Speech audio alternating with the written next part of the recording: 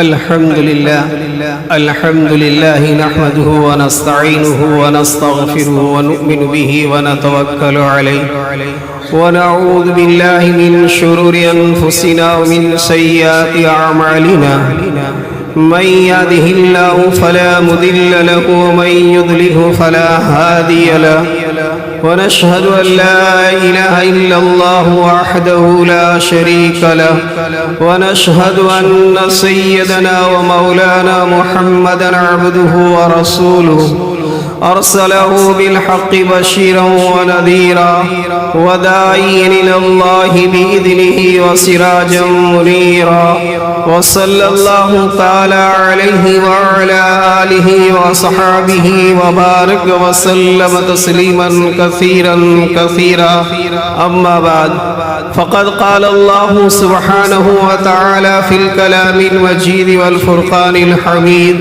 أعوذ بالله من الشيطان الرجيم بسم الله الرحمن الرحيم ولا تقولوا لمن يقتل في سبيل الله أموات بل أحياء ولكن لا تشعرون ولنبلونكم بشيء من الخوف والجوع ونقص من الأموال والأنفس والثمرات وبشر الصابرين الذين إذا أصابتهم مصيبة قالوا إنا لله وإنا إليه راجعون أولئك عليهم صلوات من ربهم ورحمة وأولئك هم المهتدون صدق الله العلي العظيم.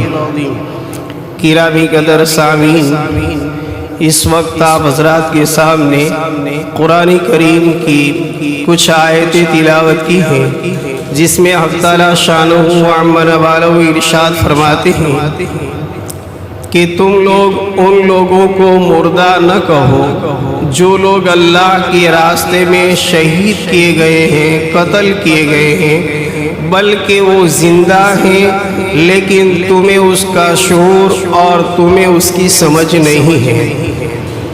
اور دوسری آیت میں حق تعالیٰ فرماتے ہیں وَلَنَبْلُوَنَّكُمْ بِشَيْءٍ کہ ہم ضرور بھی ضرور اے دنیا کے انسانوں تمہیں آزمائیں گے مال کی کمی سے، جان کی کمی سے، پھل اور کھیتیوں کی کمی سے. اور ان چیزوں میں جب ہم آزمائیں اور مصیبتیں آئیں تو جو لوگ اس پر صبر کرتے ہیں ان کے لیے ہماری طرف سے بشارت ہے، خوشخبری ہے. اور صبر کرنے والے کون لوگ ہیں؟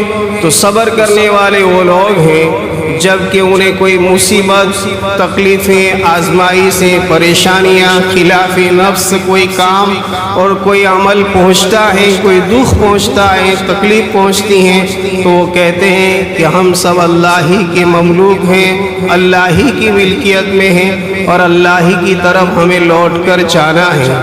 جب یہ لوگ اس طریقے سے دعا کرتے ہیں اور کہتے ہیں تو اللہ تعالیٰ فرماتے ہیں اولئک علیہم صلوات من ربہم ورحمہ کہ یہی لوگ ہیں جن پر ہماری رحمتیں ہیں اور خصوصی رحمتیں ہیں، اور یہی لوگ راہیاب ہیں، یہی لوگ ہدایت یافتہ ہیں. یہ قرآن کریم کی آیات کا ترجمہ ہے. پہلی آیت کا ترجمہ جو ہے وَلَا تَقُولُوا لِمَن يُقْتَلُ فِي سَبِيلِ اللَّهِ أَمْوَاتٌ کہ جو اللہ کے راستے میں شہید کر دیے گئے ہیں، قتل کر دیے گئے ہیں، ان کو تم مردار نہ سمجھو اور ان کو مردار نہ کہو بلکہ وہ زندہ ہیں لیکن ان کی زندگی کا تمہیں احساس نہیں ہے. یہ مہینہ مقدس مہینہ چل رہا ہے، کچھ دنوں سے محرم کے متعلق باتیں ہوتی رہتی ہیں. گزشتہ جمعہ میں حضرت امام حسین رضی اللہ تعالیٰ عنہ کی کچھ مناقب اور فضائل بیان کیے گئے تھے. آج انشاءاللہ کوشش رہے گی کہ مختصراً حضرت امام حسین رضی اللہ تعالیٰ عنہ کی شہادت کا پس منظر ہے اور آپ جو شہید کیے گئے اور کس پس منظر میں اور کس وجہ سے شہید کیے گئے ہیں اس پر مختصراً عرض کرنا ہے. یاد رہے کہ گزشتہ یہ بات ہمارے سامنے آئی تھی کہ حضرت حسین رضی اللہ تعالیٰ عنہ کی पूरी ज़िंदगी के सीरत के खुलासे में एक तो ये थे कि आपके अंदर हुस्न आमाल, हुस्न अखलाक थे। पूरी ज़िंदगी आपकी अगर उठा कर देखी जाए तो आपकी ज़िंदगी के अंदर अच्छे आमाल के साथ साथ अच्छे अखलाक भरपूर मिलते हैं। और तीसरी चीज़ थी आपके अंदर जज्बे हक परस्ती, यानी हक बात का हर हाल में कहना, और हक बात हमारे सामने आ जाए तो उसमें टाल मटोल न करें, बल्कि संजीदगी से, हिकमत अमली से हक बात को समझाना। यह हज़रत इमाम हुसैन रज़ी अल्लाह ताला अन्हु की सीरत का खुलासा है। और आप अगर देखने जाएं तो वाक़या करबला जो पेश आया है और कुफा वालों के साथ आपका जो किरदार पेश आया है, ये भी सिर्फ और सिर्फ हक परस्ती की बिना पर और हक बात कहने की बिना पर पेश आया है। आपके बेशुमार हक के वाक़यात के मिलते हैं कि आप कितनी हिकमत से और कितनी नरमी से और कितनी संजीदगी से उम्मत के सामने हक रखते थे। चुनांचे एक वाक़या अल्लामा करदरी रहमतुल्लाहि ताला ने लिखा है कि आपके अंदर अल्लाह रब्बुल आलमीन ने हिकमत अमली बहुत कूट कूट कर भर दी थी। आप जज्बात में भी हक बात जो अदा फरमाते थे और जो कहते थे, तो कभी जंग का छेड़ना और कभी लड़ाई का होना ये आपकी सिफत और आपकी तबीयत में नहीं था। चुनांचे लिखते हैं आपकी हिकमत अमली का एक किस्सा और फरमाते हैं कि एक मरतबा हजरत हसन और हुसैन दोनों भाई दरियाए फुरात के करीब खेल रहे थे। इतने में एक उमर रसीदा बूढ़ा आदमी दरियाए फुरात के पास आया और आने के बाद जल्दी जल्दी वुज़ू किया और जल्दी जल्दी वुज़ू करने के बाद जल्दी से नमाज पढ़ ली। अब ये दो अमल उन्होंने इस उमर रसीद और इस बूढ़े आदमी ने किए, एक तो वुज़ू किया और दूसरे नंबर में नमाज पढ़ी। लेकिन इन दोनों अमलों के अंदर इनका अमल खिलाफे सुन्नत था, खिलाफे शरा था। और आपकी तबीयत में हक का जज्बा था कि खिलाफे शरीयत होते हुए कोई काम देखते, कोई अम्र देखते तो आप इनको सही मानों में समझाने की कोशिश करते। दोनों भाई हैं, अब देख रहे हैं कि ये बूढ़े आदमी हैं, उन्होंने वुज़ू भी खिलाफ शरा शरीयत के हुक्म के खिलाफ और सुन्नत के खिलाफ किया है और नमाज भी सुन्नत के खिलाफ पढ़ी है।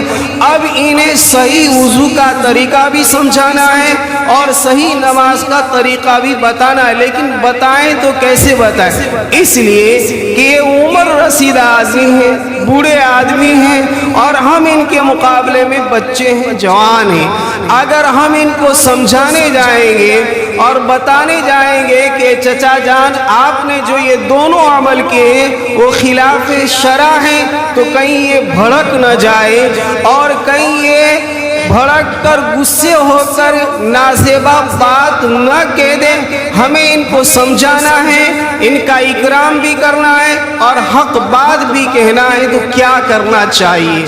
तो दोनों भाइयों ने मशवरा करते हुए कहा कि देखो हम एक काम करें कि चचा जान के पास जाएं और जाने के बाद हम ये दोनों अमल पहले करें और इनसे कहें कि चचा जान हम लोग जवान हैं, अभी बच्चे हैं और हमें वुज़ू और नमाज का तरीका मालूम करना है, तो पहले हम वुज़ू करते हैं फिर नमाज पढ़ते हैं और ये दोनों हम कर लें। और आप तजर्बाकार हैं, उम्र रसीदा हैं, तो आप हमारे इस अमल को देखिए कि क्या हम वुज़ू सही कर रहे हैं और नमाज सही पढ़ रहे हैं या नहीं। अगर कोई गलती हो और इस्लाह की बात हो तो आप हमें बताइए।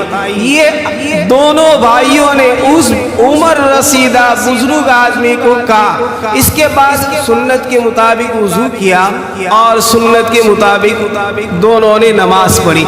जब वुज़ू सुन्नत के मुताबिक और नमाज सुन्नत के मुताबिक अदा की तो वो बुजुर्ग आदमी को समझ में आ गया कि मेरी कहाँ غلطی ہیں اور مجھے کیسے وضو کرنا چاہیے اور مجھے کیسے نماز پڑھنی چاہیے۔ دیکھیے کتنی بڑی حکمت کے ساتھ آپ نے بات بتلائی کہ صحیح معنوں میں اس کے سامنے وضو کا طریقہ بھی آ گیا، نماز کا طریقہ بھی آ گیا اور اکرام احترام بھی اس کا ملحوظ رکھا اور صحیح شریعت کی بات ان کے سامنے پہنچا دی۔ اللہ رب العالمین نے آپ کے اندر یہ حکمت کا جذبہ کوٹ کوٹ کر بھرا تھا۔ جب واقعہ کربلا پیش آئے گا تو ہمیں معلوم ہو جائے گا کہ آپ نے کتنی حکمت کے ساتھ حق بات سمجھاتے ہوئے کسی بھی شکل میں کسی بھی صورت کے اندر جنگ ختم ہو جائے اور جنگ نہ چھیڑی جائے اور جنگ نہ ہو، یہ آپ کی انتہا تک کوشش رہی۔ اب یہ دور کیسے شروع ہوا؟ تو ہمیں اتنا تو ضرور معلوم ہونا چاہیے کہ تاریخ دنیا میں سب سے بہترین انقلاب اور سب سے بہترین اسلام کا دور اور زمانہ آیا ہے، وہ دور نبوت ہے۔ آپ علیہ السلام کے زمانے میں جو اسلام پھیلا اور جو اسلام کو پروان چڑھا، تاریخ میں ایسا دور نہ اس سے پہلے تھا نہ اس کے بعد آئے گا۔ اس کے بعد کا دور ہے وہ دور خلافت ہے، خلفائے راشدین رضی اللہ تعالی عنہ اجمعین کا دور تھا۔ اس کو خلافت راشدہ کہتے ہیں، جس میں حضرت ابو بکر، حضرت عمر، حضرت عثمان، حضرت علی اور بعض تاریخی روایت کے مطابق حضرت حسن رضی اللہ تعالیٰ عنہ کے 6 مہینے، اس دور کو دور خلافت کہتے ہیں اور خلافت راشدہ کہتے ہیں۔ اب خلافت کہتے ہیں کس کو؟ تو خلافت نام ہے حق تعالیٰ شانہ وعم نوالہ کی شریعت کو جس طرح حق تعالیٰ شانہ وعم نوالہ نے بتایا ہے، اسی طرح دنیا کے اوپر دنیا کے انسانوں پر نافذ کرنا اور جو احکام اللہ کے نبی نے بتائے تھے وہی احکام مین و ان دنیا والوں تک پہنچانا اور ان کو ان پر عمل کرنے کا کہنا، اس کا نام ہے خلافت۔ تو خلافت نام ہے آسمانی اور الہی اور شریعت کے احکام کو نافذ کرنا۔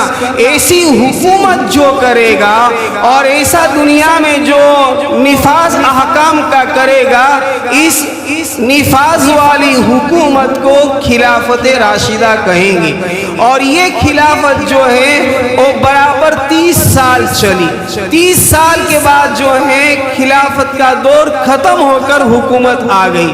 حضرت ابو بکر کی 2 سال خلافت، حضرت عمر فاروق رضی اللہ تعالیٰ عنہ کی 10 سال، حضرت عثمان غنی رضی اللہ تعالیٰ عنہ کی 12 سال، حضرت علی رضی اللہ تعالیٰ عنہ کی قریب 5.5 سال اور حضرت حسن رضی اللہ تعالیٰ عنہ کی قریب 6 مہینے۔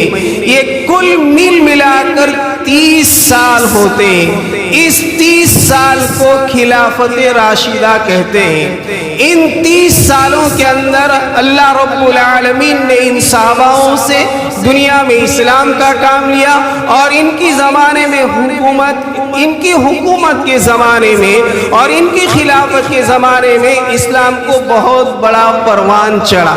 حضرت علی رضی اللہ تعالیٰ عنہ کی شہادت کے بعد آپ کے فرزند ارجمند حضرت حسن رضی اللہ تعالیٰ عنہ کی خلافت 6 مہینہ چلی۔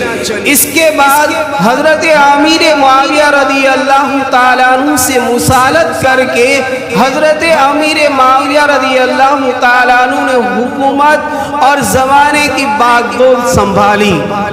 اب یہاں سے خلافت راشدہ بدل جاتی ہے اور حکومت میں آ جاتی ہے۔ حکومت اور خلافت میں فرق کیا ہے؟ تو جیسے میں نے عرض کیا کہ خلافت کسے کہتے ہیں، اب حکومت کو سمجھ لیجئے۔ حکومت کہتے ہیں اپنی طاقت کے بل بوٹے پر، اپنی طاقت کے زور پر لوگوں پر احکام کو نافذ کرنا، پھر چاہے وہ خلاف شریعت ہو یا چاہے شریعت کے مطابق ہو، چاہے اس میں کمی آئے یا کمی نہ آئے، اس سے کوئی سروکار نہیں۔ اس کو کہتے حکومت ایک۔ دوسرے نمبر میں خلافت جو ہوتی ہے وہ شورائی ہوتی ہے۔ خلافت شورائی ہوتی ہے، اس کا مطلب یہ کہ مشورے سے حاکم طے ہوتا ہے، خلیفہ طے ہوتا ہے۔ اور خلیفہ کیسا ہونا چاہیے؟ تو سب سے پہلے اسلامی اعمال کے ساتھ ساتھ ان کے اندر نمایاں طور پر 3 صفتیں ہونی چاہیے۔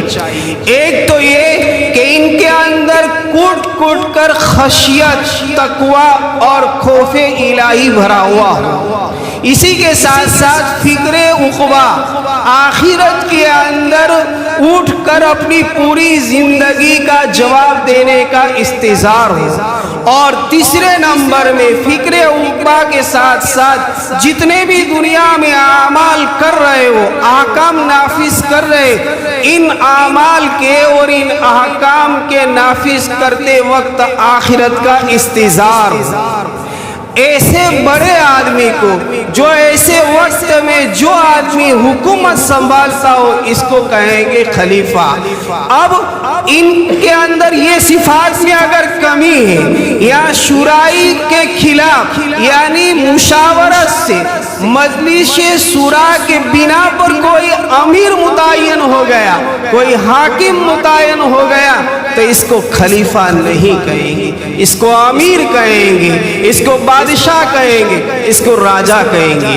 اور جو آدمی ان صفات کے ساتھ ہو کہ خوف الہی بھی ہو، فکر عقبہ بھی ہو، اور آخرت کے اندر اٹھنے کا استحضار بھی ہو، اور اس کے ساتھ جو آدمی حکومت کرتا ہو، اس کو خلیفہ کہیں گے۔ تو یہ حضرت حسن تک تو برابر چلتی رہی۔ حضرت امیر معاویہ رضی اللہ تعالیٰ عنہ کا زمانہ یاد رہے، جتنے بھی صحابہ کرام رضوان اللہ تعالیٰ علیہم اجمعین، چاہے ان سے کچھ بھی تقصیریں ہوئی ہو، ان کی کوتاہیاں ہوئی ہو، اجتہادی غلطیاں ہو گئی ہو، ان کی بنا پر ان کی شان عالی میں کسی قسم کا کوئی اعتراض کرنا، کوئی اشکال کرنا، ان کی شان میں کوئی زبان سے ایسا کلمہ نکالنا، ایسا بولنا جو بڑوں کی شان کے خلاف ہو، یہ بالکل جائز نہیں ہے۔ ہم خاموش رہیں گے۔ ان کے جو اعمال ہیں، ان اعمال کے متعلق اہل سنت والجماعت کا عقیدہ ہے کہ الصحابۃ کلہم عدول، جتنے بھی صحابہ کرام رضوان اللہ تعالی علیہم اجمعین ہیں، سب کے سب عادل ہیں، سب کے سب کو اللہ کی طرف سے یہ پروانہ مل چکا ہے، رضی اللہ عنہ ورضوا عنہ، اللہ ان سے راضی ہو گیا اور وہ اللہ سے راضی۔ اور انہی کے بارے میں قرآن کریم میں جا بجا فرمایا، اولئک هم الراشدون، اولئک هم المفلحون، اولئک هم الفائزون، اولئک هم المہتدون۔ یہ تمام جملے جو قرآن کریم نے بیان کیے گئے، یہ صحابہ کی شان میں کیے گئے۔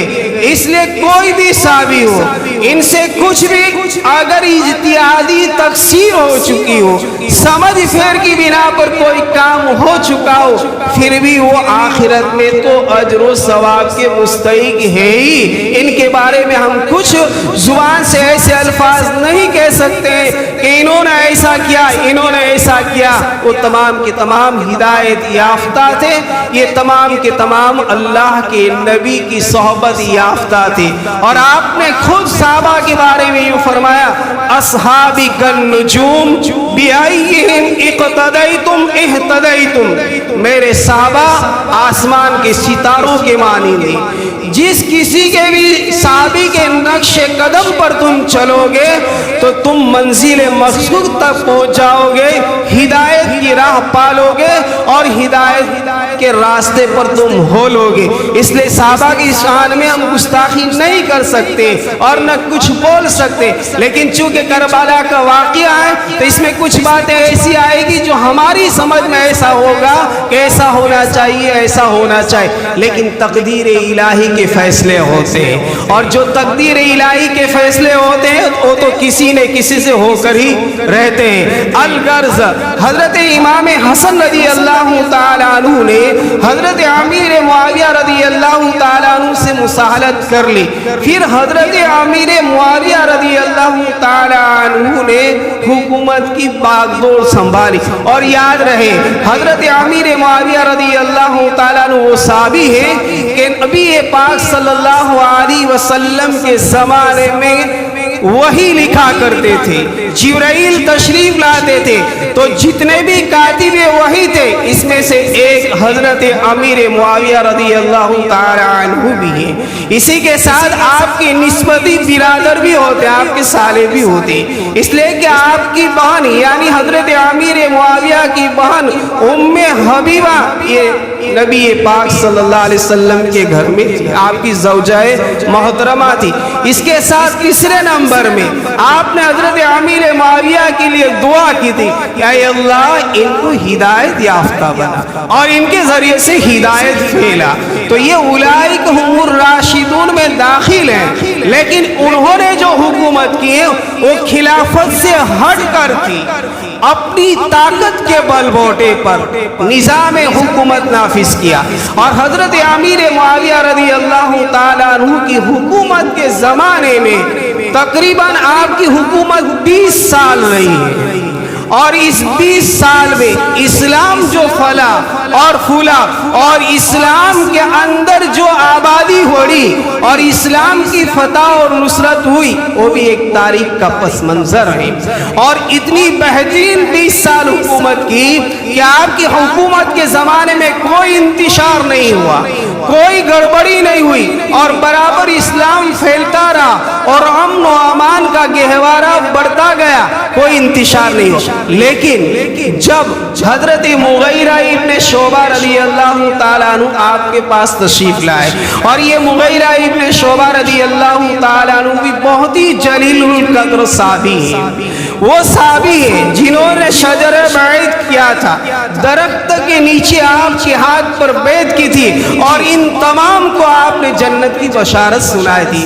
حضرت مغیرہ ابن شعبہ آپ کے پاس تشریف لا رہے ہیں اور کہہ رہے ہیں اے امیر معاویہ, خلافت کا دور بہت دور ہو چکا ہے اور ابھی اسلام میں نئے نئے لوگ آ رہے ہیں, اب معلوم نہیں آپ کے بعد کیا حال ہوگا, اس لیے میری اپنی ایک رائے ہے کہ آپ اپنی حیاتی میں, آپ اپنی زندگی میں کسی کو ولی عہد مقرر کر لیجئے کہ آپ کے بعد, آپ کے انتقال کے بعد, آپ کے دنیا سے پردہ فرمانے کے بعد یہ آپ کی نشست پر, یہ آپ کی حکومت پر بیٹھ کر آپ کی باغدور سنبھال لیں.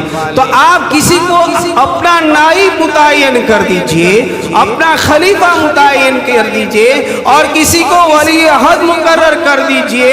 حضرت امیر معاویہ رضی اللہ تعالیٰ عنہ کو جب حضرت مغیرہ ابن شعبہ رضی اللہ تعالیٰ عنہ نے مشورہ دیا, آپ سوچ رہے کیوں؟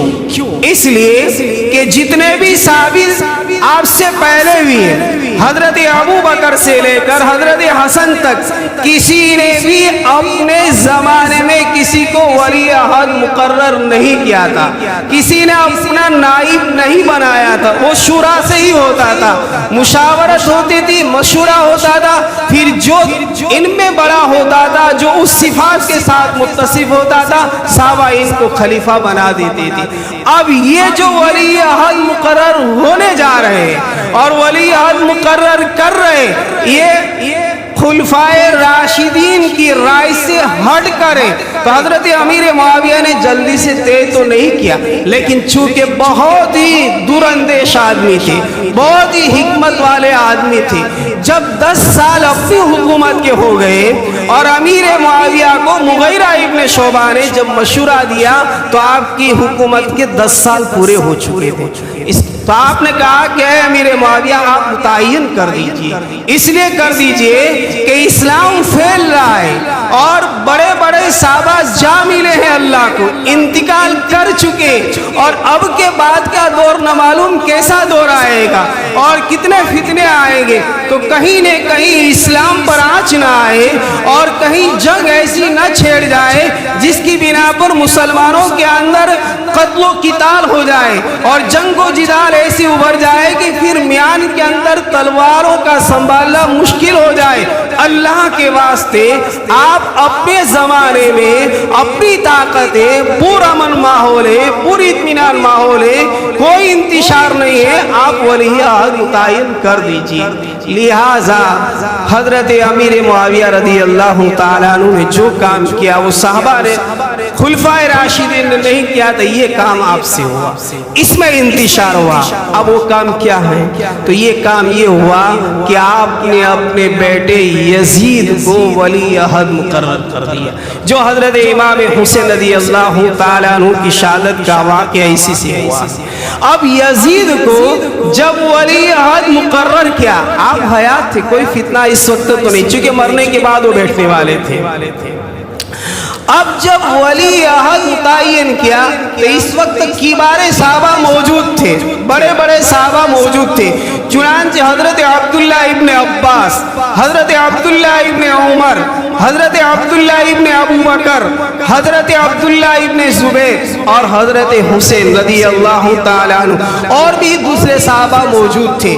اور یزید کو جب ولی عہد متعین کیا تو تھوڑا سا فتنے جیسا اختلاف اور انتشار ہوا کہ کبار صحابہ ہوتے ہوئے اپنے بیٹے کو اپنا نائب بنانا اور اس کے بعد وہ چیزیں جو صلاحیتیں ہونی چاہیے وہ صلاحیت یزید میں نہیں تھی، اور کیسے متعین کر دیا۔